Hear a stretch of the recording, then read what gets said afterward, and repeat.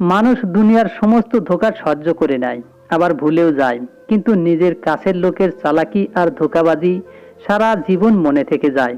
বিশেষ করে তখন যখন আপনি তাকে খুব বেশি মানেন এবং সম্মান করেন, তার উপরে নিজের থেকে বেশি ভরসা করেন, কিন্তু সে সম্পর্কের আড়ালে আপনাকে ইউজ করে, আপনাকে ধোঁকা দেয়। যখন তার সত্যিটা আপনার সামনে প্রকাশ পায়, তখন আপনি প্রচণ্ড দুঃখ পান, আর এই দুঃখটা সারা জীবন থেকে যায়। আমিও আমার জীবনে নিজের কাছের লোকের কাছে এরকম ধোঁকা খেয়েছি, যেটা আমার মনে পড়লেই বুকের ভিতর কষ্ট হয়। আজকে বাড়িতে এসে প্রথমে নিজের মায়ের কাছে গিয়ে তার আশীর্বাদ নিলাম। এটা আমার অভ্যাস ছিল যে বাড়িতে এসেই সবার প্রথমে আমি মায়ের কাছে এসে তার আশীর্বাদ নিতাম। মা আমাকে ভালোবেসে নিজের কাছে বসিয়ে আমি কেমন আছি জিজ্ঞাসা করতেন। এরপরে কথায় কথায় আমাকে উপদেশ দেওয়া শুরু করতেন, যেটা তিনি প্রতিদিনই দিয়ে থাকেন।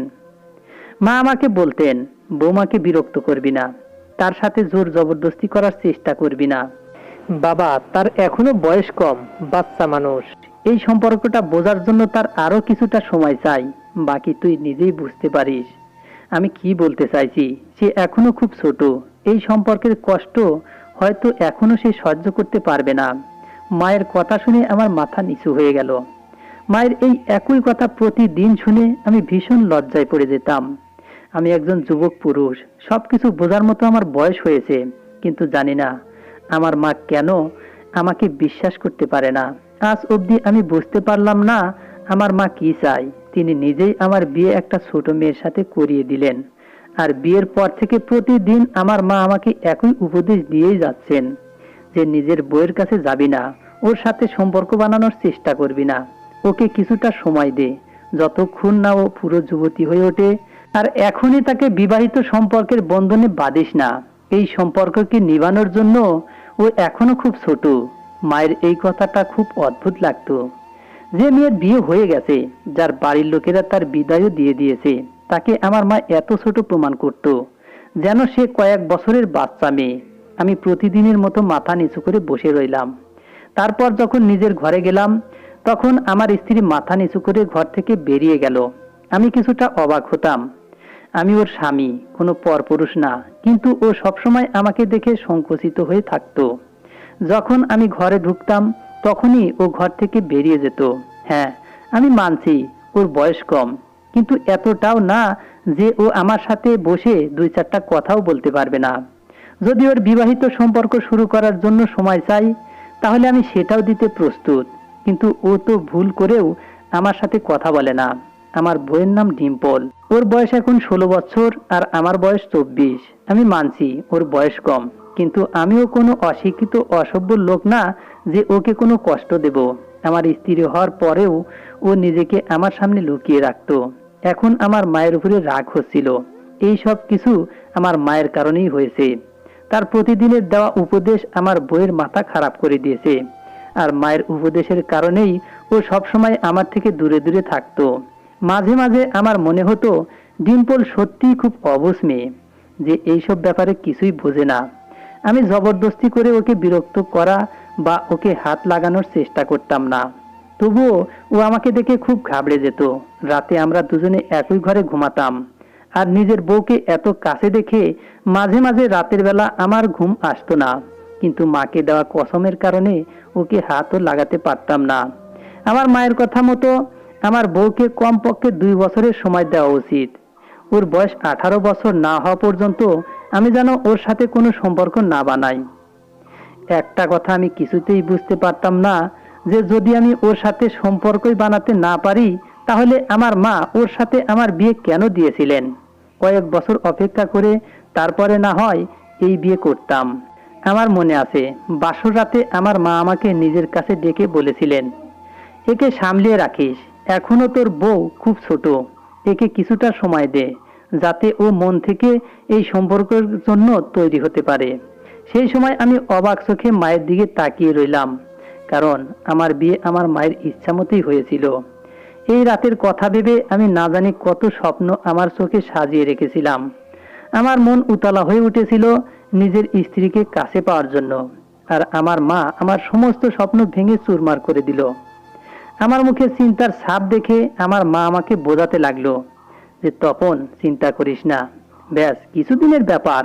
যখন ও সম্বন্ধের ব্যাপারে বুঝতে শিখবে আর বড় হয়ে যাবে, তখন তুই নিজের বিবাহিত জীবন শুরু করিস। কিন্তু এখন ওর সাথে কোনো সম্পর্ক বানাস না। যদি কিছু উল্টাপাল্টা হয়ে যায় তাহলে আমরা লোকের সামনে মুখ দেখাবো কিভাবে? মায়ের কথা শুনে আমি অবাক হয়ে গিয়েছিলাম। তিনি নিজের যুবক ছেলের বিয়ে দিয়ে এ কেমন কথা বলছেন?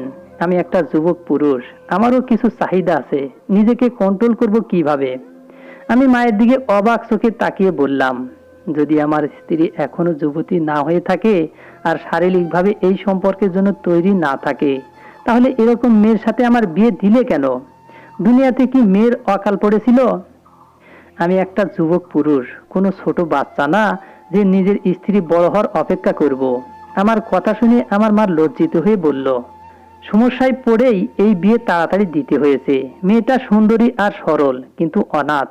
ওর দাদা বৌদি যত তাড়াতাড়ি সম্ভব ওকে বাড়ি থেকে বিদায় করতে চাইতো, তাই তো ওর সাথে একটা বিবাহিত বুড়োর সম্বন্ধ দেখছিল। আমার বান্ধবীর মেয়ে, আমি ওকে এইরকম অবস্থায় ছাড়তে পারিনি। যদি ওর বিয়ে তোর সাথে না দিতাম তাহলে এতদিনে ওর দাদা ওর কপাল পুড়িয়ে দিত। ওর জীবন বাঁচানোর জন্য ওর বিয়ে তোর সাথে দিয়েছি। এই সত্যটা জেনে আমি চুপ হয়ে গেলাম। আমার মা আমার মাথায় হাত দিয়ে বললেন, আশা করি তুই আমার মান রাখবি। এখনই তুই তোর স্ত্রীকে কিছু করিস না, ওর থেকে দূরত্ব বানিয়ে রাখিস। মায়ের এরকম কথা শুনে আমার রাগ তো হয়েছিল, কিন্তু আমি চুপ করে গেলাম। আমার মনে হয়েছিল যে আমি কোনো ছোট মেয়েকে বিয়ে করেছি, কিন্তু যখন ঘরে গিয়ে বউকে দেখলাম তখন অবাক হয়ে গেলাম। অবশ্যই ওর বয়স কম ছিল, কিন্তু যুবতী ছিল। ওর সৌন্দর্য আমাকে ওর দিকে আকর্ষণ করছিল। ওকে দেখে আমার হৃদয় বেঈমান হয়ে উঠেছিল। কম বয়সী হওয়ার পরেও ওর শরীর স্বাস্থ্য দেখার মতো ছিল। এই কারণে ও ভালোভাবেই আমার সাথে মানিয়ে যেত।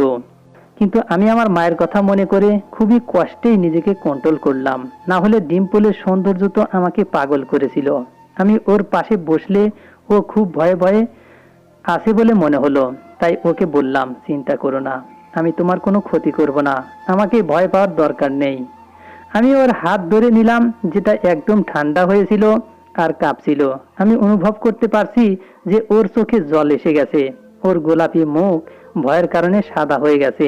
আমি ওকে সান্ত্বনা দিয়ে বললাম, ডিম্পল, তোমার এত ভয় পাওয়ার দরকার নেই। আমি তোমার সাথে কোনো জোর জবরদস্তি করব না।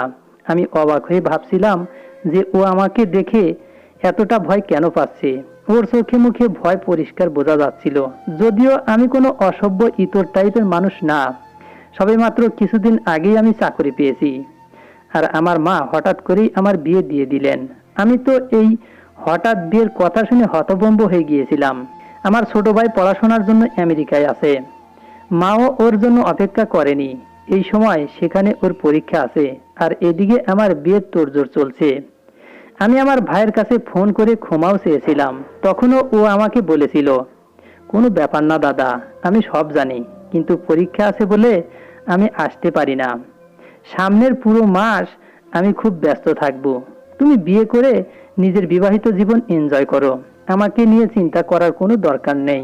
ভাই রাগ না হওয়া আমাকে পুরো দমে অবাক করে দিয়েছিল। আমরা দুই ভাই একে অপরের খুব কাছাকাছি ছিলাম না, কিন্তু আমি আমার ভাই এবং বোনকে খুব ভালোবাসতাম। নিজের বিয়ের সময় ভাইয়ের অনুপস্থিতি আমি অনুভব করতে পারছিলাম, কিন্তু আমার ভাইয়ের তো কোনো ব্যাপারই ছিল না। বিয়ের সুন্দরভাবে হয়ে গেল, আমারও কোনো সমস্যা হয়নি। কিন্তু এখন মায়ের ব্যবহার আর বইয়ের আমার কাছ থেকে পালিয়ে বেড়ানো, মায়ের সব সময় আমাকে উপদেশ দেওয়া যে নিজের বউকে কোনো মতে হাত লাগাবি না, কিছুই আমি বুঝতে পারছিলাম না। আমার মা সব সময় বলতো, ডিম্পল এখনো ছোট বাচ্চা, কিছুই বোঝে না, এটা সেটা। কিন্তু এটাও সত্যি যে আমার স্ত্রী কোনো ছোট বাচ্চা না, ও পুরো যুবতী মেয়ে। ওর সেজে গুজে রেডি হয়ে নিজের বান্ধবীদের সাথে দেখা করতে যেত, তাদের সাথে হেসে হেসে কথা বলতো। শুধু আমার সাথেই কথা বলতো না, ব্যাস, আমি ওকে মন ভরে দেখতাম। কিন্তু আমার মাথায় সব সময় আমার মায়ের উপদেশ ঘুরতে থাকতো। কিছুদিনের মধ্যেই আমার মেজাজ খিটখিটে হতে লাগলো। সাধারণ ব্যাপার, আমি একটা যুবক ছেলে, আমার আবেগ আমাকে শান্তিতে থাকতে দিত না। আমার বউ আমার বিছানাতেই এক সাইডে শুয়ে থাকতো। রাতের পর রাত আমার ঘুম আসতো না, মন চাইতো সব কিছু ভুলে আমি ডিম্পলকে আমার বুকে জড়িয়ে নিই। কিন্তু মায়ের কথা ফেলতেও পারছিলাম না। যদি তিনি জানতে পারেন তাহলে আমার সম্মান তার চোখে শেষ হয়ে যাবে, এই ভেবেই আমি নিজেকে কন্ট্রোল করে নিতাম। এটা কেমন একটা বিয়ে যাতে নিজের বইয়ের থেকে দূরত্ব বানিয়ে থাকতে হচ্ছে। এখন আমার অফিসেও কাজে মন বসতো না। আমি মনে প্রাণে চাইতাম যখন আমি ক্লান্ত হয়ে বাড়িতে ফিরব তখন আমার স্ত্রী হেসে আমার যত্ন করবে।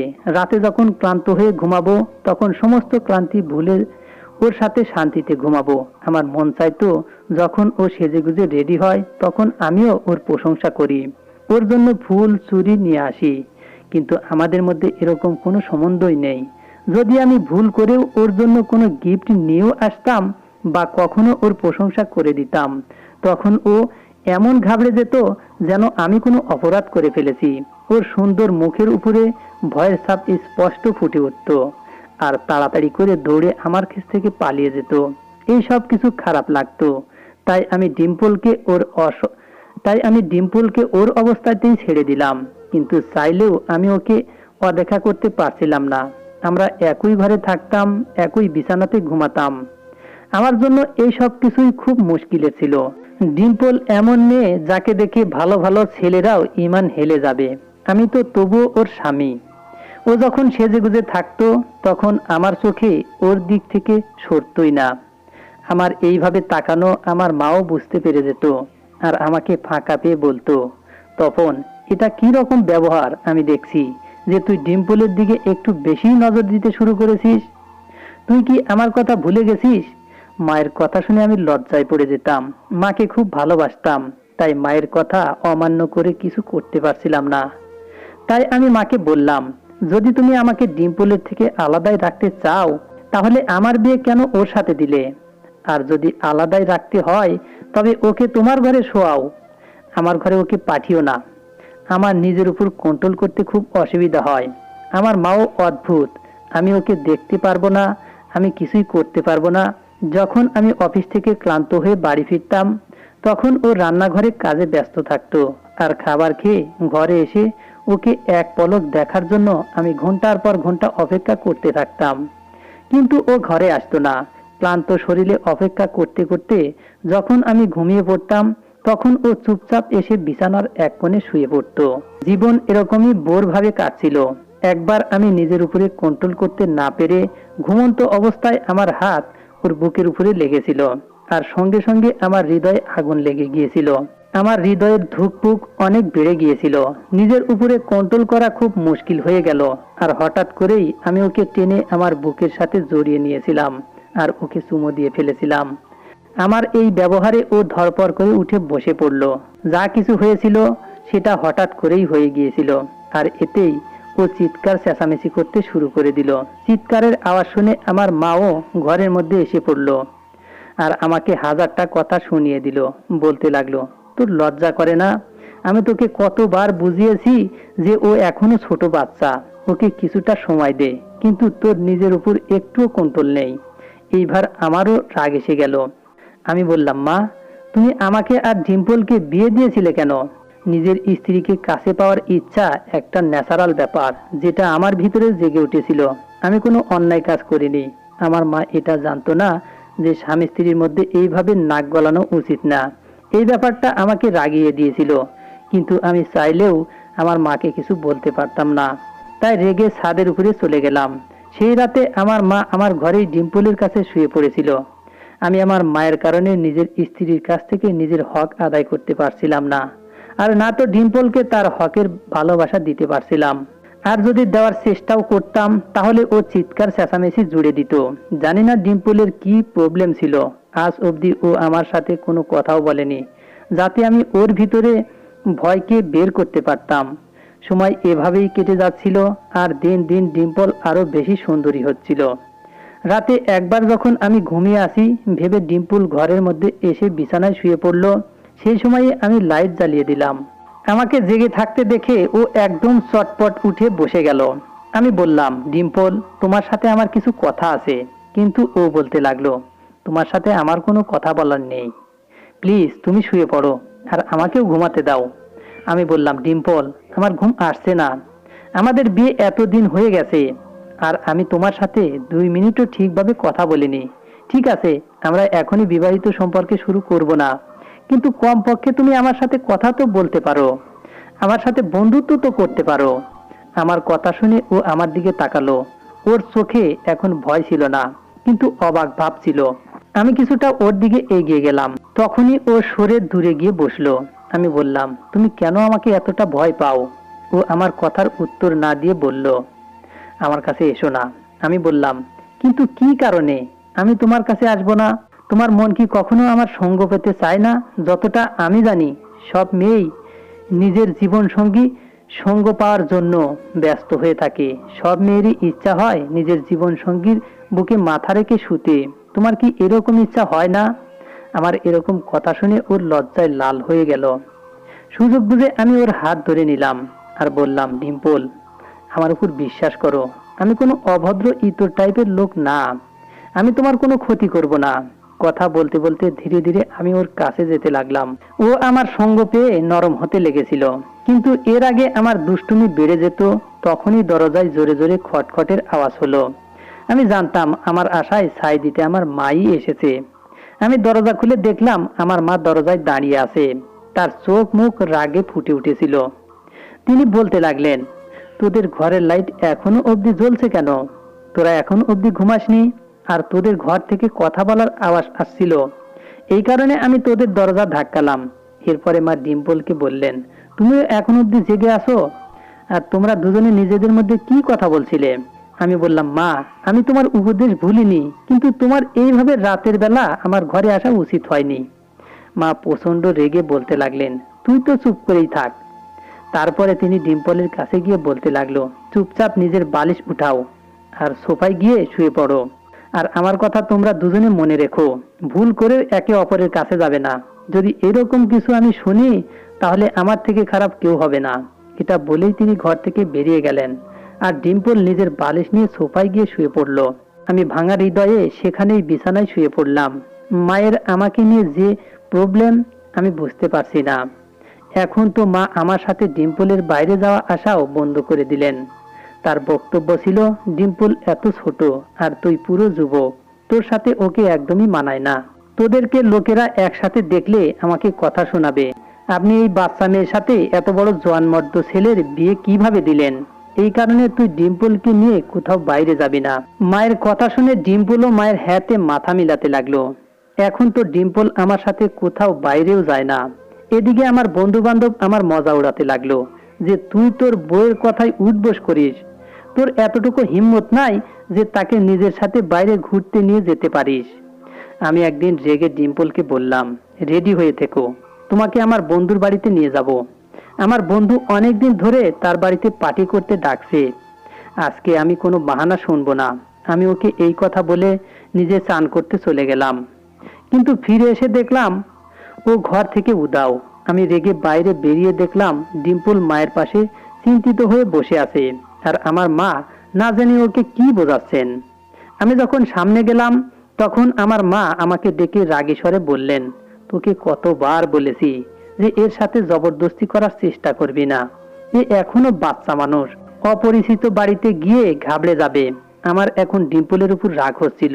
ওর কি দরকার ছিল সমস্ত কথা মাকে বলার? আমি ডিম্পলকে বললাম, ডিম্পল, তোমার কি মাকে না বললে শান্তি হচ্ছিল না? তোমার কি দরকার ছিল মাকে এইসব বলার? চুপচাপ আমার সাথে চলে যেতে, মা জানতেও পারতো না।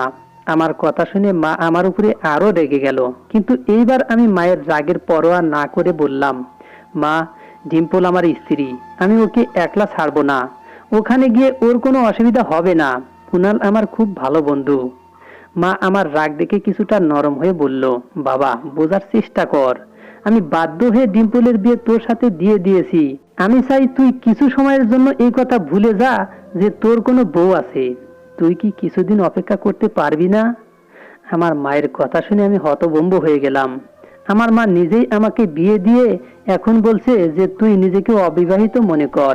আমার খুব দুঃখ লাগতো যে আমি বাড়ির বড় ছেলে হওয়া সত্ত্বেও আমার মা আমাকে অন্য ভাইয়ের থেকে কম ভালোবাসতো, আর সব সময় আমার জিনিস আমার ছোট ভাই বোনকে দিয়ে দিত। আমি খুব দুঃখ পেতাম, কিন্তু কিছুই বলতে পারতাম না। আমি মাকে খুব সম্মান করতাম। ভাই বোনের মধ্যে আমি সবচেয়ে বেশি মায়ের কথা শুনতাম, তাকে সম্মান করতাম। কিন্তু আমার মা আমার পরিবর্তে ভাই বোনকে বেশি ভালোবাসতেন। বিয়ের আগে তবুও আমি এই ব্যাপারটা এতটা মনমরা হতাম না। সবসময় এটাই ভাবতাম আমি বড়, তাই আমার এইসব কথা ভাবা উচিত না। কিন্তু বিয়ের পরে মায়ের ব্যবহারে মনমরা হয়ে বললাম যে আমি কোনো তাড়াহুড়া করছি না, আমি ওকে সময় দিচ্ছি আর ওকে বোঝানোর চেষ্টা করছি। ও যত বেশি সময় আমার সাথে থাকবে ততই ওর ভয় কেটে যাবে। আর আমি না হয় মেনে নিলাম আর ভুলেও গেলাম যে আমার কোনো বউ আছে। কিন্তু আমার বন্ধুরা ভোলে না যে আমার বিয়ে হয়ে গেছে। তারা আমাকে ডিম্পলের সাথে তাদের বাড়িতে নিমন্ত্রণ করেছে। আমি বারবার না করতে করতে বিরক্ত হয়ে গেছি। আর কুনাল আমার খুব ভালো বন্ধু, আর এতবার না করায় কুনাল আমার উপর বিরক্ত হতে শুরু করেছে। ও ভাবে আমি ইচ্ছে করেই ডিম্পলকে ওদের বাড়িতে নিয়ে যাই না। এখন যদি আমি ডিম্পলকে ওদের বাড়িতে নিয়ে যাই তাহলে কি এমন অসুবিধা হবে? আমি ওর স্বামী, ওর কোনো ক্ষতি তো আমি করব না। আর ওর আমার কাছ থেকে কি এমন বিপদ আছে? প্রথম প্রথম আমারও এটাই মনে হয়েছিল যে কম বয়সের কারণে আমার মা সাবধান করেছেন। কিন্তু এখন মায়ের এই বাড়াবাড়ি রকমের ব্যবহার আমাকে হতবাক করে দিয়েছেন। আমি রেগে নিজের ঘরে চলে এলাম। আমার খুব দুঃখ হচ্ছিল। আমি আমার বাবাকে খুব কম বয়সেই হারিয়ে ফেলেছি, কিন্তু বাবার জমি জমার কারণে আমাদের বাড়িতে কখনোই অভাব দেখা দেয়নি। বাবার সবচেয়ে আদরের ছেলে ছিলাম আমি, কিন্তু বাবার মৃত্যুর পরে একা হয়ে যাই। তখন বয়স 9 থেকে 10 বছর ছিল। আমি সবসময় অনুভব করতাম যে আমার মা বাকি ভাই বোনকে বেশি ভালোবাসেন। আমি এই নিয়ে অভিযোগ করলে মা বলতেন, তুই বড়, তোর ভাই বোন ছোট, আর তারা বাবার অভাব বেশি অনুভব করে। আমি দেশেই পড়াশোনা করেছি, যদিও আমার ছোট ভাইকে মা কম বয়সেই আমেরিকা পড়তে পাঠিয়ে দেয়। সেই সময়েও আমার খুব কষ্ট হয়েছিল, কিন্তু মা আমাকে ভালোবেসে বুঝিয়েছিল যে তুই বড় আর বাড়িতে তোর প্রয়োজন, তোর বোনও ছোট, বাড়িতে একজন পুরুষ মানুষ থাকার দরকার। ও ছোট, ওর উপর কোনো দায়িত্ব নেই, এই কারণেই বাইরে পাঠিয়ে দিয়েছি।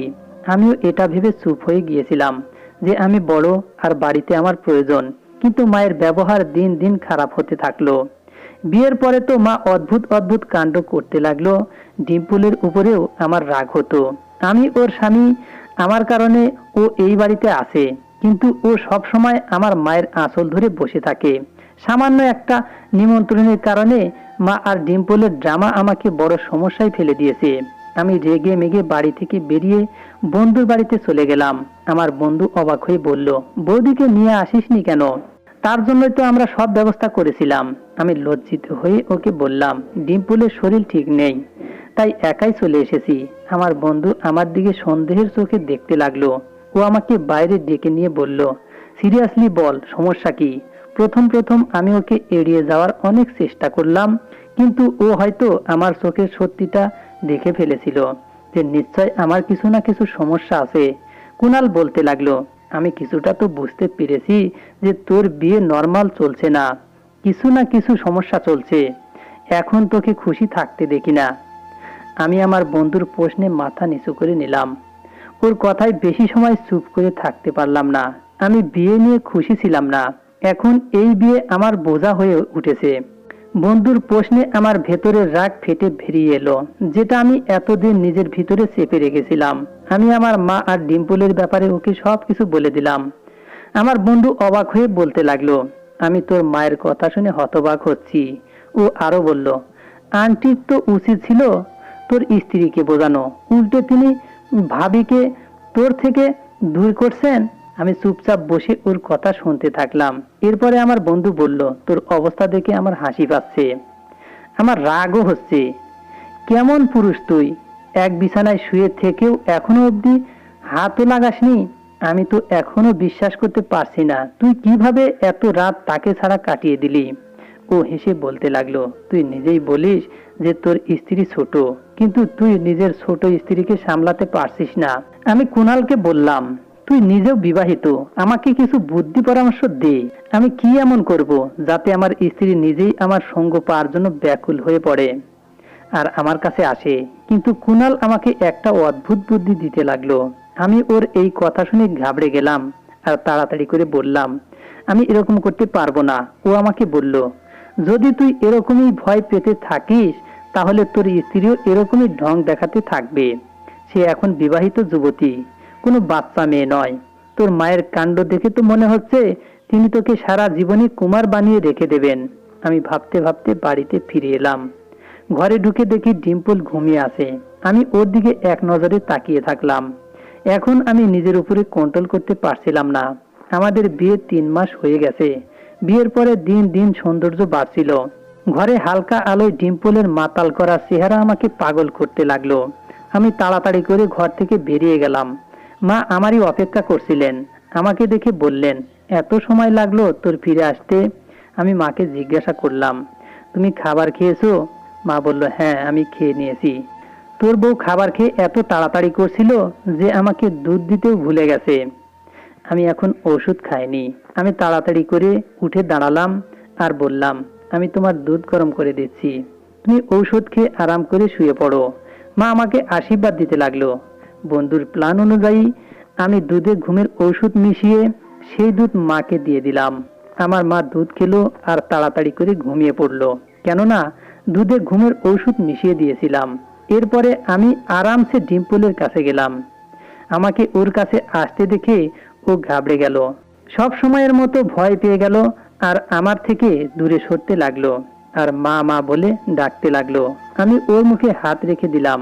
আর এমনিতেও ওর চিৎকারে কোনো লাভ হতো না, কেননা আমার মা গভীর ঘুমে ঘুমিয়েছে। ওর ডাক শোনার মতো বাড়িতে কেউ নেই।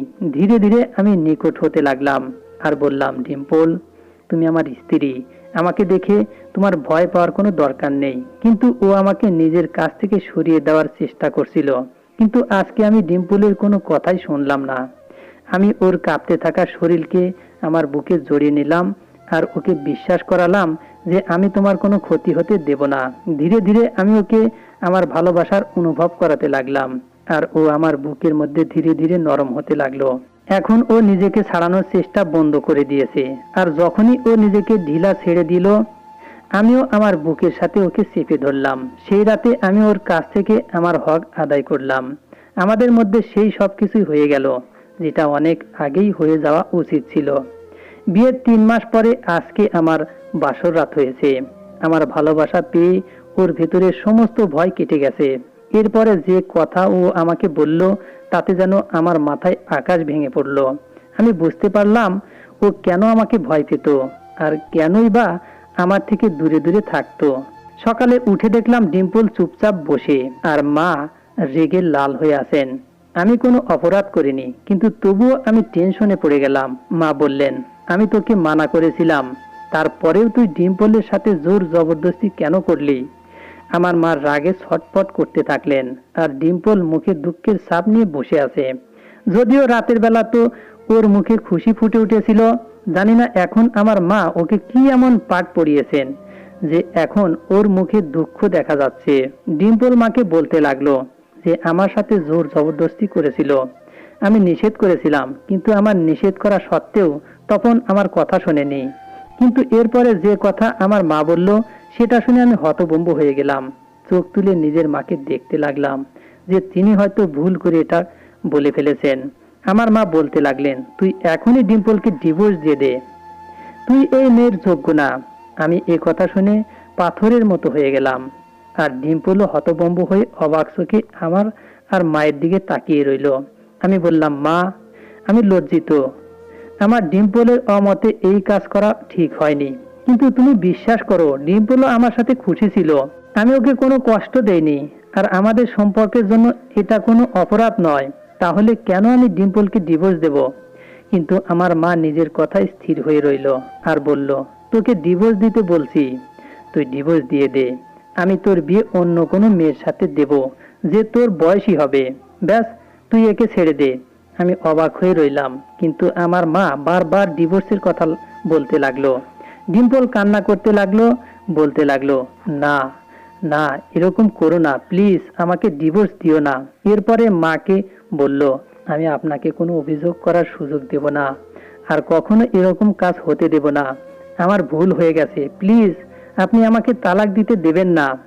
আমি ডিভোর্স নিয়ে গেলে দাদা আমাকে বাড়িতে থাকতে দেবেন না। ও কান্না করতে লাগলো, কখনো আমার মায়ের কাছে ক্ষমা চাইতে লাগলো তো কখনো আমার কাছে ক্ষমা চাইতে লাগলো। ওর কান্নাতে আমার মা ওকে সান্ত্বনা দিয়ে বলল, তোমাকে এই বাড়ি থেকে কেউ বের করে দেবে না, তুমি এখানেই থাকবে। আমার মাথা কোনো কাজ করছিল না। আমি মাথায় হাত দিয়ে চুপ করে বসে পড়লাম। একদিকে স্ত্রীর কান্না করছে আর অন্যদিকে মা জেদ করছে যে এখনই ডিভোর্স দিয়ে দে। আমি এতটা দোনমনায় পড়ে গেলাম যে বাড়ি থেকে বেরিয়ে এলাম। আমার মাথা ঘুরছিল। না জানি আমার মা কেন ডিভোর্স দেওয়ার জন্য এত জোর দিয়ে যাচ্ছিল। বাড়িতে একটা নিস্তব্ধ পরিবেশ তৈরি হয়েছে। সেই সময় আমি ঘাবড়ে গেলাম যখন দেখলাম ডিম্পল জিনিসপত্র গুছিয়ে ঘর থেকে বেরিয়ে এলো। আমি মাকে প্রশ্ন করলে সে বলল, এখন থেকে ও আলাদা ঘরে থাকবে, তুই ওকে ডিভোর্স দিয়ে দে। আমার রাগ হয়ে গিয়েছিল। আমি বললাম, আমি ওকে ডিভোর্স দেব না। ও আমার স্ত্রী আর আমি ওর সাথে থাকতে চাই। আর ডিম্পলেরও আমাকে নিয়ে কোনো অভিযোগ নেই। কিন্তু মা আমাকে বোঝাতে লাগলো আর ডিভোর্স দেওয়ার জন্য জোর দিতে লাগলো। কিন্তু আমিও পরিষ্কার না করে দিলাম, অনেক দিন হয়ে গেল এ নিয়ে মায়ের সাথে আমার কথা কাটাকাটি চলছে।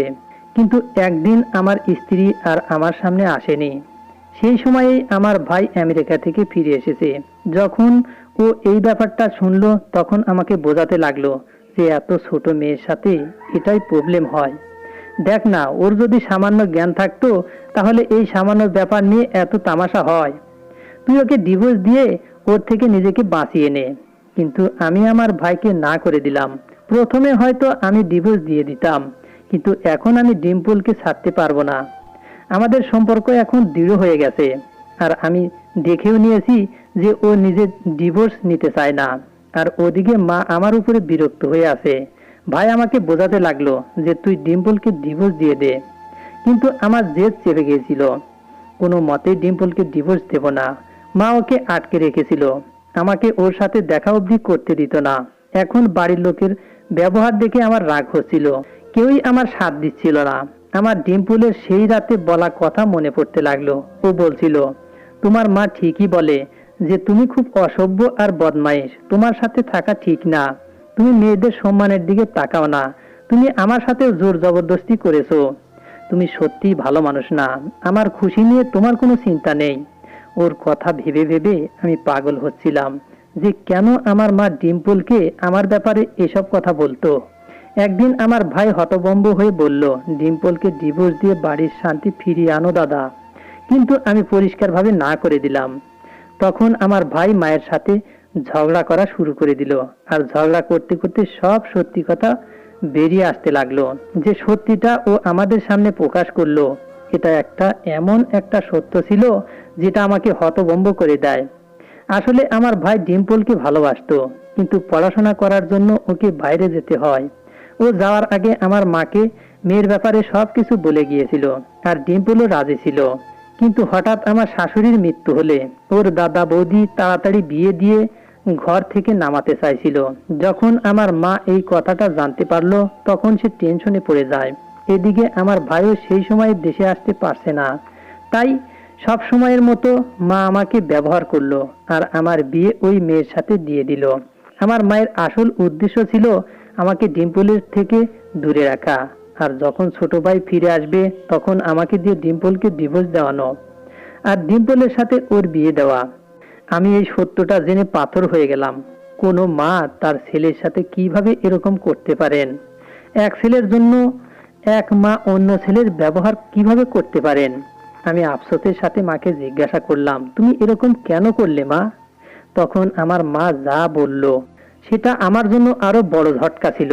আমার মা বলল, তুই আমার ছেলেই না, তুই তো তোর বাবার প্রথম স্ত্রীর সন্তান। মা আরো বলল, তোর বাবা কখনো আমার বাচ্চাদেরকে নিজের সন্তান ভাবেইনি। সমস্ত জায়গা জমি তোর নামে করে দিয়েছে।